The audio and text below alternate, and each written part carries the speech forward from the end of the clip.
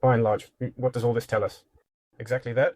As soon as there is even the slightest activity in the area where the sensor is pointed, the watch starts to malfunction terribly. That's it. They can't measure anything else anymore.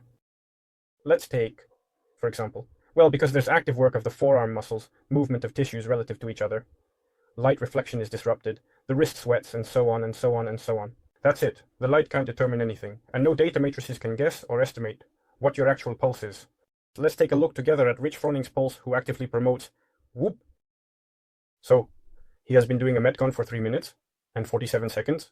Those of you who have done CrossFit can imagine what the pulse is like, what the breathing rate is, with handstand push-ups, deadlifts, and rowing. A huge amount of muscle tissue is engaged in work, in intense work. And now we're being told that Froning, notice he has a bracelet here. What's happening with this beam? How it tries to measure everything when muscles contract, everything rubs and sweats. And Froning, for instance, sweats actively. But it's hard to imagine. And those of you who have done CrossFit to some extent, or if experienced athletes are watching this video, such a pulse doesn't happen after that. Next, double unders with a jump rope. At that moment, he can't have a pulse of 120 beats. Again, those of you who have engaged in this sport understand what I'm talking about, or any other sport. But people watched, cried, ate cactus, and marveled at how incredibly well-prepared Rich Froning was. He has been actively performing world-class tasks for 5 minutes, and his pulse is at 120%. Superhuman, superhuman. And if you watch how he performs the deadlift, 6 minutes have passed, and his pulse is only 148 beats. It's incredible. And it really is incredible because it simply doesn't correspond to the truth. That's all you really need to understand about Whoop. Naturally, it follows that no watch is capable of measuring, including your VO2 max.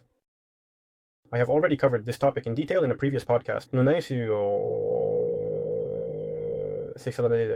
a previous video. But generally, the measurement of maximum oxygen consumption should not only be strictly tied to physical activity. That is, we always measure VO2 max in relation to specific physical activity. There is no abstract VO2 max because it is tied to the material base in the form of muscles that consume oxygen, and from different and depending on what kind of motor activity we have, the material base changes accordingly.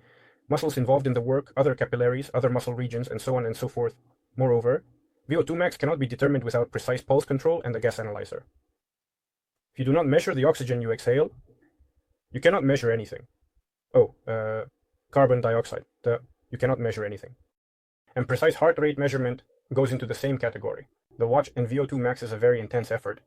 And if you, God forbid, are working on some kind of manual trainer, like rowing for instance, or an assault bike, or just a manual ergometer, where there is active movement happening, then optical sensors become completely unreliable for a long time.